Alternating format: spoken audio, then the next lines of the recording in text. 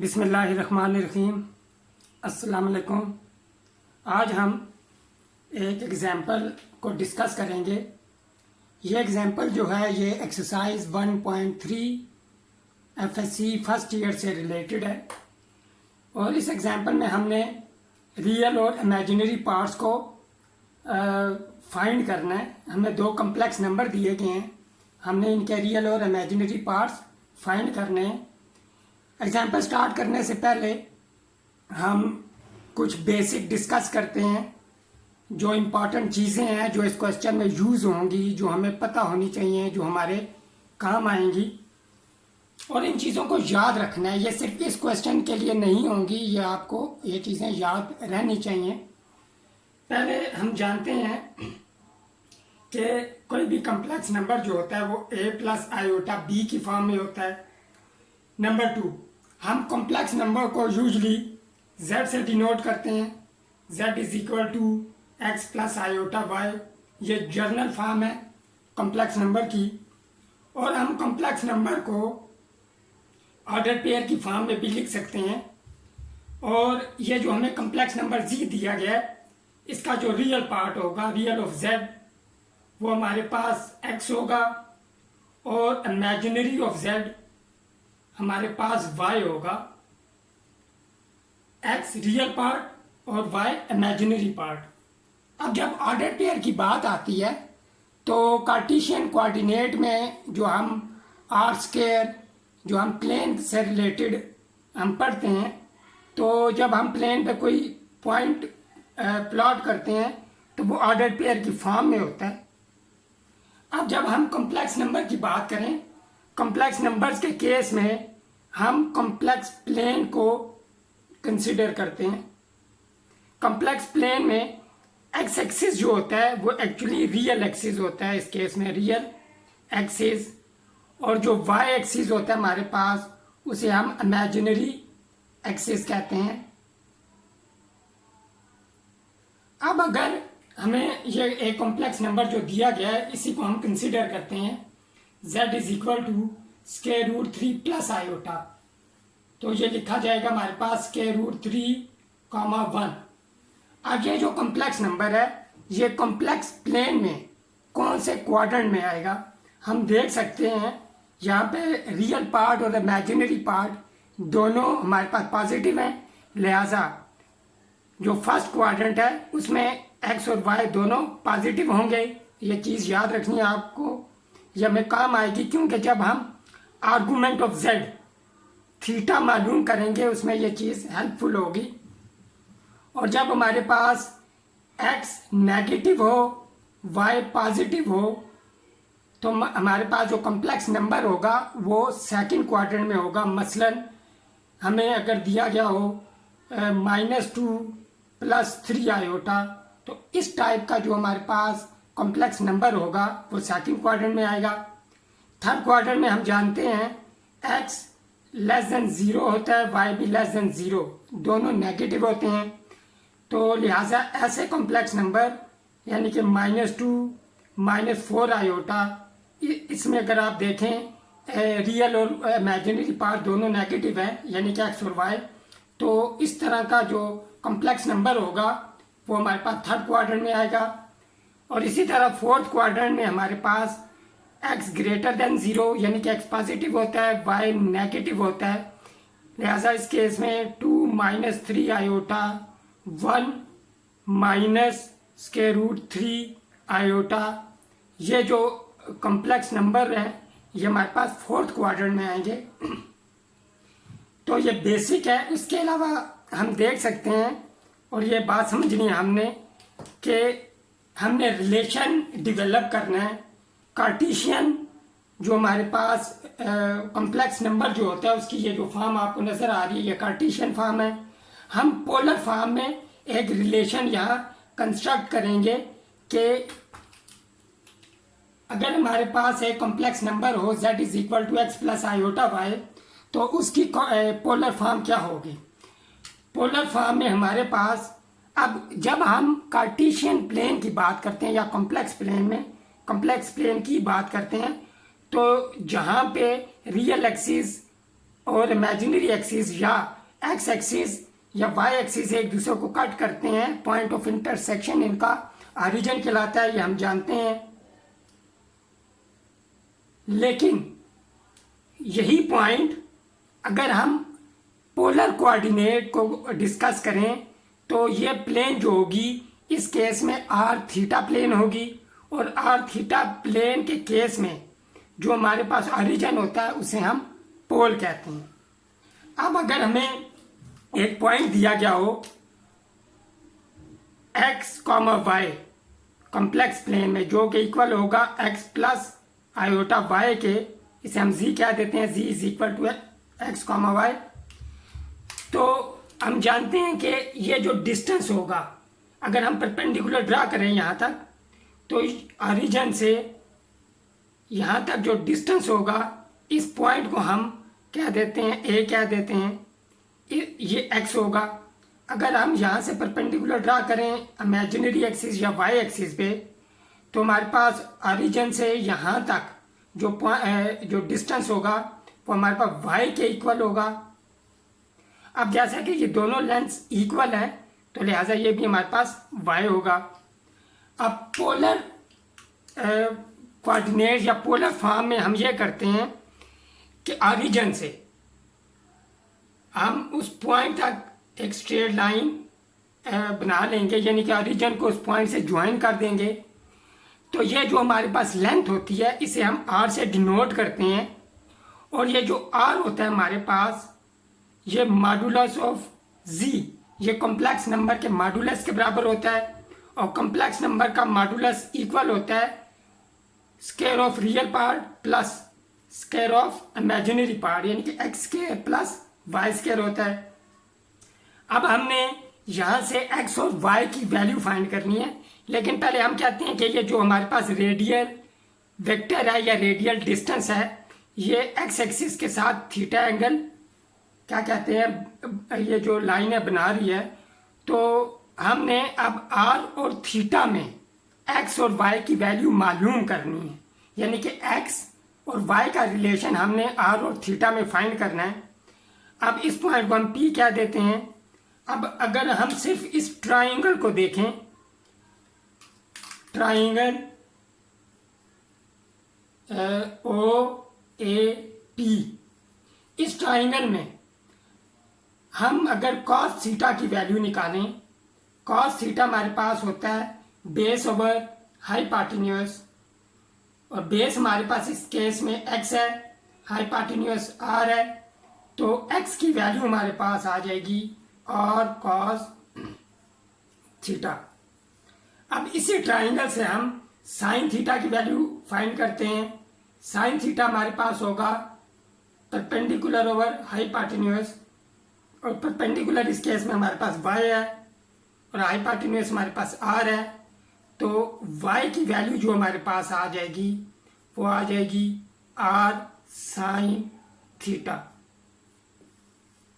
हमारे पास ये रिलेशन आ गया कार्टेशियन और पोलर के दरमियान, कोऑर्डिनेट्स के दरमियान, कि x इक्वल होता है हमारे पास r cos theta, y equal होता है r sin थीटा। अब यहाँ पे अगर देखें r और थीटा दोनों कांस्टेंट हैं और हमें इनकी वैल्यू मालूम करनी पड़ेगी। r तो हमारे पास गिवन है कि r इक्वल होता है मॉडुलस ऑफ z के, और इन दोनों इक्वेशंस को यूज करके हम r की वैल्यू भी फाइंड कर सकते हैं। वो r की वैल्यू हम इस तरह फाइंड करेंगे कि हम इन दोनों इक्वेशंस का स्क्वायर लेंगे और ऐड कर देंगे। अगर हम इक्वेशन 1 का स्क्वायर लें और ऐड कर दें इक्वेशन 2 के स्क्वायर में, तो हमारे पास x square plus y square equal आ जाएगा r square cos square theta plus r square sine square theta. अब राइट हैंड साइड पे आर स्क्वायर कॉमन आ रहा है, तो cos square theta plus sine square theta. अब हम जानते हैं cos square theta plus sine square theta 1 के इक्वल होता है, तो आर स्क्वायर इक्वल आ जाएगा x square plus y square के। यहाँ से हमारे पास आर की जो वैल्यू आ जाएगी वो आ जाएगी square root x square plus y square. अब हमने वैल्यू फाइंड करनी है थीटा की, तो अब हम ये करेंगे, इक्वेशन 2 को इक्वेशन 1 से डिवाइड करेंगे। Divide equation 2 by equation 1। तो जब डिवाइड करेंगे तो हमारे पास आ जाएगा y over x is equal to r sine theta divided by r cos theta. R और आर कैंसल आउट हो जाएंगे, sine theta over cos theta हमारे पास टैन थीटा आ जाएगा। और थीटा हम ये करेंगे, टैन को दूसरी साइड पे शिफ्ट करेंगे तो थीटा इक्वल आ जाएगा हमारे पास tan inverse of y over x. अब ये जो थीटा होता है इसको हम आर्गूमेंट ऑफ जेड भी कहते हैं, यानी कि हमारा कॉम्प्लेक्स नंबर जी है तो थीटा जो होता है उसे हम आर्गूमेंट ऑफ जी भी कहते हैं। और यहाँ पे ये याद रखना है, बड़ी इंपॉर्टेंट बात है जो आप लोगों ने याद रखनी है, थीटा हमेशा माइनस पाई से पाई के दरमियान लाई करेगा। ये बहुत इंपॉर्टेंट बात है, ये डेफिनेशन है आर्गूमेंट ऑफ जी की, यानी कि थीटा की वैल्यू जो हमारे पास आएगी ये याद रख लें, वो इस तरह कभी नहीं आ सकती कि हमारे पास आ जाए 270 डिग्री, ऐसा हमारे पास नहीं होगा। हमेशा इस इंटरवल में थीटा लाई करेगा हमारे पास। अगर हम देखें ये ऑरिजिन, ये माइनस पाई और यहाँ पे पाई, तो यहाँ पे पाई बाय 2 आ जाएगा, माइनस पाई बाय 2, यहाँ पे पाई बाय 2। अगर हम आगे चलें तब हमारे पास यहाँ पे 3 पाई बाय 2 आएगा। और इसी तरह हम आगे एक पॉइंट आ जाएगा हमारे पास 2 पाई भी यहाँ पे आएगा। लेकिन हम थीटा की जो वैल्यू होगी वो याद रखना है, हमेशा क्लोज इंटरवल माइनस पाई से पाई के दरमियान में होगी। तो ये इम्पॉर्टेंट पॉइंट थी, ये बेसिक चीज़ें थी। आगे हम फर्दर डिस्कस करते हैं। अब हम एक बहुत इम्पॉर्टेंट थ्योरम यहाँ पे लिखेंगे। ये थ्योरम बहुत इम्पॉर्टेंट है, जो हम जब रियल और इमेजिनरी पार्ट्स फाइंड करेंगे इस एग्जाम्पल में, तो हमें पोलर फॉर्म यूज़ करनी पड़ेगी। अब देखें, अब z is equal to x plus iota y है, ये कार्टेशियन फॉर्म है। हमने x is equal to r cos theta, y is equal to r sine theta find की, ये दोनों हमने रिलेशन फाइंड किया। तो पोलर फॉर्म जो होगी हमारे पास जी की वो होगी r cos theta plus iota, यहाँ पे वैल्यू पुट करनी है बस, r sine theta, r common आ जाएगा हमारे पास, cos theta plus iota sine theta. और याद रखें इसको हम cos theta plus iota sine theta को एक और नोटेशन से भी शो करते हैं, CIS थीटा, सिस थीटा, लेकिन ये हम यूज़ नहीं करेंगे, हम इसी को लेके चलेंगे।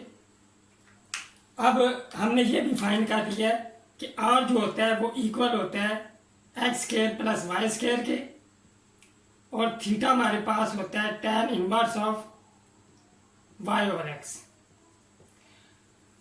अब एक थ्योरम होता है जिसे हम कहते हैं डी मॉर्गन थ्योरम।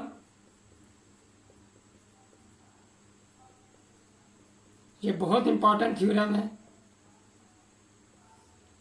इसकी जो मैथमेटिकल स्टेटमेंट है वो कुछ यूं है, cos theta plus iota sine theta whole power n।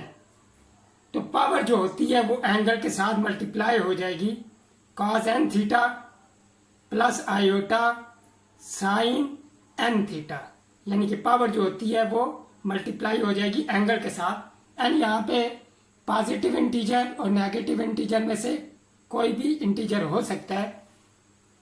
एक और इम्पॉर्टेंट रिजल्ट जो हम यूज़ करेंगे, ये बहुत इम्पॉर्टेंट रिजल्ट है ये भी, कि हमारे पास अगर हो cos n theta plus iota sine n theta divided by cos n theta plus iota sine n theta.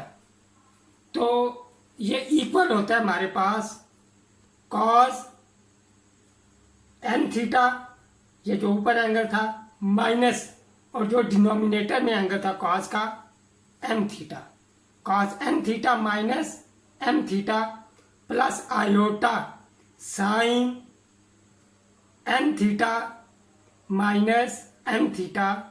ये भी रिजल्ट आगे हम कैलकुलेशन में यूज़ करेंगे। ये दोनों हमारे पास डी मॉर्गन थ्योरम और ये रिजल्ट आगे हम यूज़ करेंगे।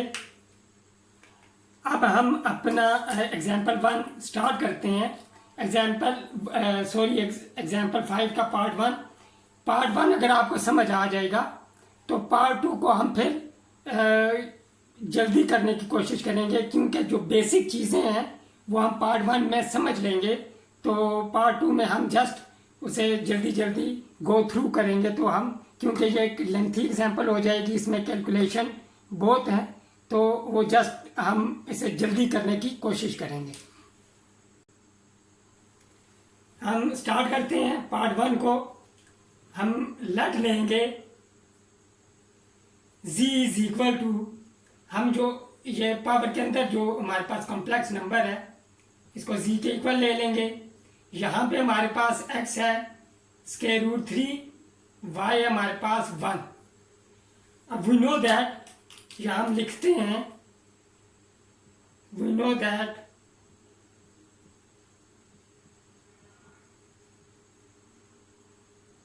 Polar form of complex number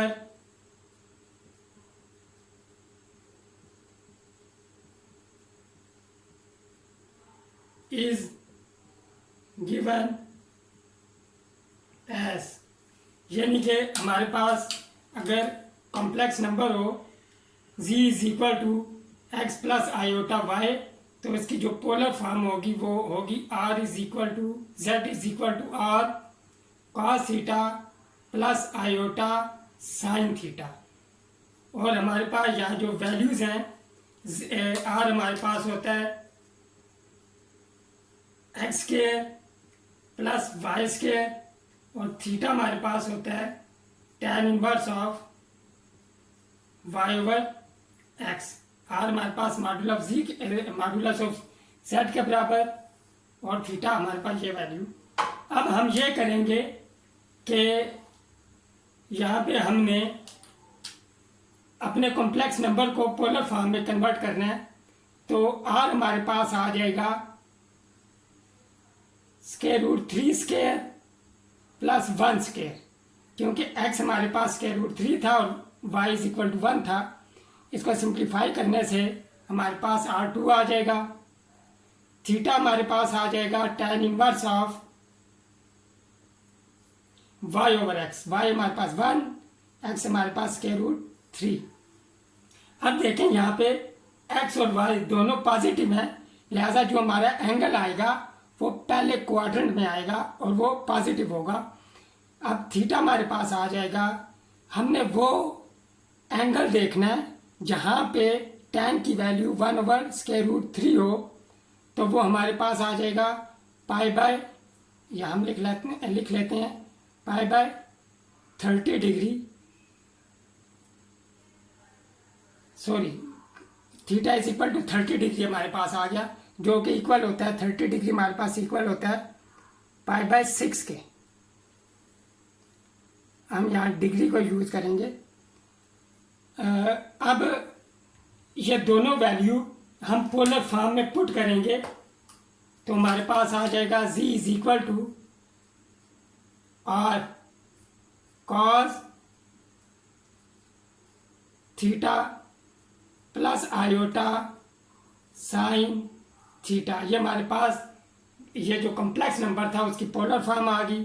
अब एक्चुअल जो हमारे पास है यहाँ क्यूब है, हम दोनों तरफ पावर रेज करेंगे क्यूब पावर दोनों तरफ, यहाँ पे 2 क्यूब, यहाँ पे cos 30 degree plus iota sign 30 degree power 3।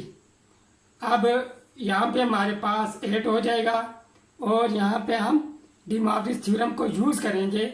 Cos 3 जो है वो एंगल के साथ मल्टीप्लाई होगा तो 90 डिग्री हो जाएगा, प्लस आयोटा साइन 90 डिग्री। यहाँ हमने डी मॉर्गन थ्योरम को यूज़ किया है, यहाँ मैं मेंशन कर देता हूँ दोबारा। Cos theta plus iota sine theta whole power n is equal to cos n theta plus iota sine n theta use किया। अब हमारे पास जी क्यूब इक्वल आ जाएगा 8 कॉस 90 0 प्लस आयोटा साइन 91 जी cube 800 plus iota which is equal to 8 iota which is equal to 8 iota. अब हमारे पास जो हमें जो क्वेश्चन दिया गया था square root 3 plus iota whole cube is equal to 8 iota, इसको हम दोबारा से लिख लेते हैं 0 प्लस 8 आयोटा। अब देखें रियल पार्ट क्या हो जाएगा हमारे कॉम्प्लेक्स नंबर का 0 और इमेजिनरी पार्ट हो जाएगा यहाँ पे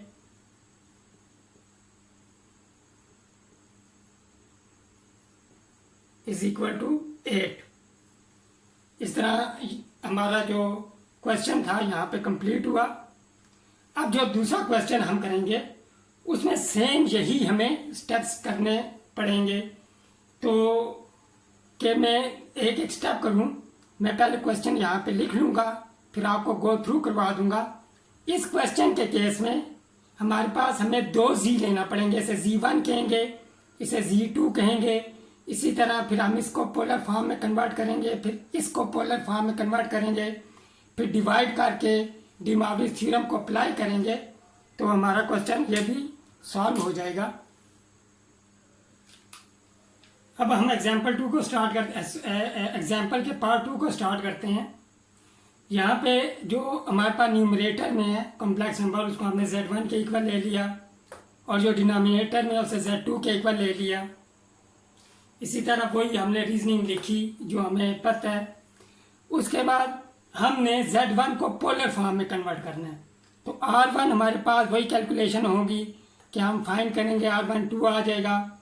थीटा 1 हमारे पास होगा tan inverse of y over x is equal to tan inverse of minus के रूट 3 ओवर 2।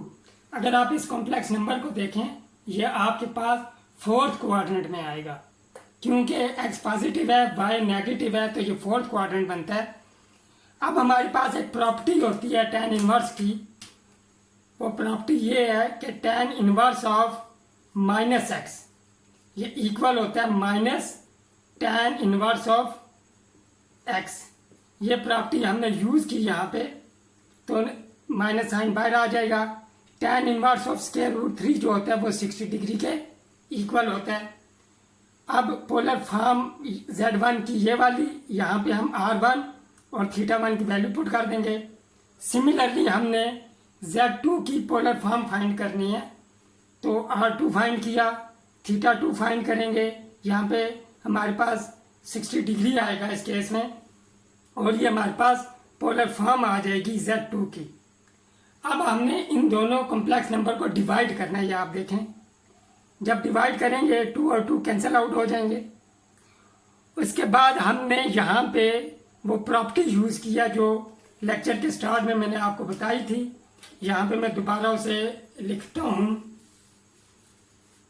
कि हम cos n theta plus iota sine n theta divided by cos m theta plus iota sign m theta ये equal होता है cos m theta minus m theta, यानी कि जो denominator में हमारे पास कॉस फंक्शन है उसका जो एंगल होगा वो सब्ट्रैक्ट हो जाएगा न्यूमरेटर में जो कॉस फंक्शन के एंगल में से plus iota sine m theta minus m theta. अब हमने ये वाला जो रिजल्ट है यहाँ पे यूज़ किया, हमारे पास यहाँ पे -60 डिग्री है, तो इस एंगल से न्यूमरेटर में जो एंगल है वो सब्ट्रैक्ट हो जाएगा -60 डिग्री -60 डिग्री, और यहाँ पे भी यही होगा साइन के साथ भी -60 डिग्री -60 डिग्री -120 डिग्री, यहाँ भी -120 डिग्री। अब हम दोनों तरफ पावर 5 रेज करेंगे, तो यहाँ पे डी मॉर्गन थ्योरम के मुताबिक ये जो पावर होगी ये एंगल के साथ मल्टीप्लाई हो जाएगी। 120 मल्टीप्लाई बाय 5 300 आ जाएगा, यहाँ पे भी 300। अब हमने इस स्टेप में आगे प्रॉपर्टी यूज़ करनी है, कॉस माइनस थीटा इक्वल होता है हमारे पास कॉस थीटा के, और साइन माइनस थीटा इक्वल होता है माइनस साइन थीटा के। यहाँ पे जब हम यूज़ करेंगे तो हमारे पास आ जाएगा cos 300 degree minus iota sine 300 degree. अब हमने कॉस 300 डिग्री और साइन 300 डिग्री की वैल्यू फाइंड करनी है। चैप्टर 10 में जो एक्सरसाइज 10.1 होगी वहाँ हम ये वैल्यूज़ जो हैं ये वैल्यूएट करना सीखेंगे, लेकिन यहाँ पे ब्रीफली मैं कुछ आपको बता दूँ कि कॉस 300 डिग्री ये इम्पॉर्टेंट चीज़ है, इसे एक दफ़ा समझ लेंगे आपको आसानी होगी। अब 300 डिग्री को मैं ऐसे भी लिख सकता हूँ 360 डिग्री -60 डिग्री। यहाँ पे जो हमने एंगल लिखना है वो 90 का मल्टीपल होना चाहिए, ये याद रखना है आप लोगों ने, 90 का मल्टीपल। कॉस इसे मैं ऐसे लिख सकता हूँ 90 डिग्री मल्टीप्लाई बाय 4 -60 डिग्री। अब यहाँ पे बात समझनी है, 360 जो था वो हमारे पास 90 डिग्री का मल्टीपल है, और कौन सा मल्टीपल है, इवन। जब भी हमारे पास यहाँ पे 90 डिग्री का इवन मल्टीपल होगा, यहाँ पे जो ट्रिग्नोमेट्रिक रेशो होगी वो सेम रहेगी, यानी कि ये होगा हमारे पास यहाँ पे कॉस ही आएगा और साथ में ये वाला एंगल आ जाएगा 60 डिग्री। अब हमने ये चेक करना है कि 300 डिग्री यानी कि ये जो है ये कौन सा क्वाड्रेंट बनता है, क्योंकि हमने साइन भी देखना होगा कि प्लस साइन हम यूज़ करेंगे या नेगेटिव साइन। अब हम जानते हैं 360 डिग्री यहाँ पे आएगा और 270 डिग्री यहाँ पे। 360 डिग्री में से अगर हम 60 डिग्री माइनस करें 300 डिग्री आता है, तो क्वाड्रेंट कौन सा बनता है, फोर्थ क्वाड्रेंट। फोर्थ क्वाड्रेंट में कॉस जो होता है वो पॉजिटिव होता है, लिहाजा इस केस में यहाँ पॉजिटिव साइन आएगा हमारे पास, और कॉस 60 डिग्री हमारे पास आ जाएगा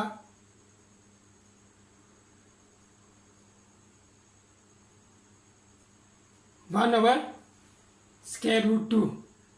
ये हमारे पास 1/2 आ जाएगा यहाँ पे। अब हमने देखना है, सिमिलरली हम ये चेक करेंगे कि साइन 300 डिग्री किसके इक्वल आएगा। इसी तरह हम कैलकुलेट करेंगे तो sine 90 degree multiply by 4 -60 degree even multiple है, यहाँ पे साइन ही रहेगा हमारे पास, और यहाँ पे 60 डिग्री, और ये फोर्थ क्वाड्रेंट में साइन नेगेटिव होता है, यहाँ पे नेगेटिव साइन आ जाएगा, तो -√3/2 आ जाएगी यहाँ पे हमारे पास वैल्यू। अच्छा, यहाँ पे एक गलती थी कि 120 को जब 5 से मल्टीप्लाई करेंगे हम तो 600 आता है, यहाँ पे गलती से मैंने 300 लिख दिया, तो यहाँ पे हमारे पास 600 आएगा।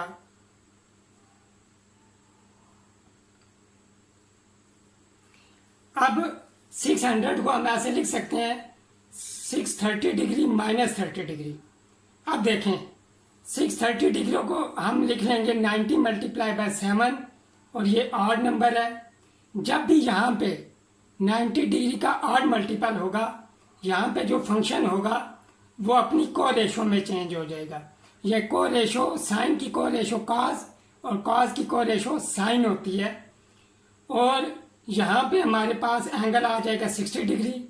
अब हमने क्वाड्रेंट चेक करना है कि 600 कौन सा क्वाड्रेंट है।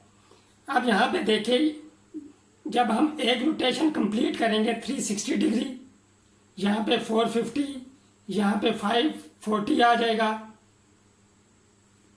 और यहाँ पे हमारे पास 630 आएगा। और 600 हमारे पास थर्ड क्वाड्रेंट में बनता है। ये फोर्थ क्वाड्रेंट नहीं था, वो गलती से 300 डिग्री जब हमने लिख दिया। और थर्ड क्वाड्रेंट में कॉस जो होता है नेगेटिव, तो यहाँ पे हमारे पास नेगेटिव साइन आएगा। और साइन 60 डिग्री हमारे पास होता है √3/2। और 60 डिग्री नहीं, सॉरी, वंस अगेन सॉरी, यहाँ पे 30 डिग्री है, तो हमारे पास साइन 30 आएगा 1/2 के इक्वल। इसी तरह जब हम यहाँ पे साइन को कैलकुलेट करेंगे तो 600 को, तो साइन 630 डिग्री -30 डिग्री, और ये हो जाएगा साइन अपनी को रेशो में चेंज हो जाएगा कॉस में, साथ एंगल आ जाएगा 30 डिग्री। और थर्ड क्वाड्रेंट में साइन नेगेटिव होता है, तो यहाँ पे नेगेटिव साइन आएगा। और कॉस 30 डिग्री हमारे पास होता है √3/2। अब ये वैल्यूज जो हैं यहाँ पे हम पुट करेंगे तो हमारे पास आ जाएगा कॉस 600 डिग्री हमारे पास आ जाएगा -1/2, फिर माइनस आयोटा साइन 600 डिग्री आ जाएगा -√3/2, और ये हो जाएगा -1/2 प्लस आयोटा √3/2।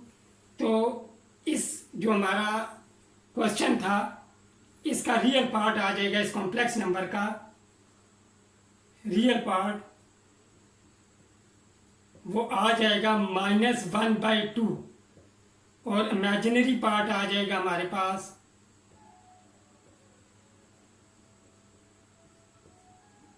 प्लस √3/2। उम्मीद है आपको क्वेश्चन ये समझ आ गया होगा।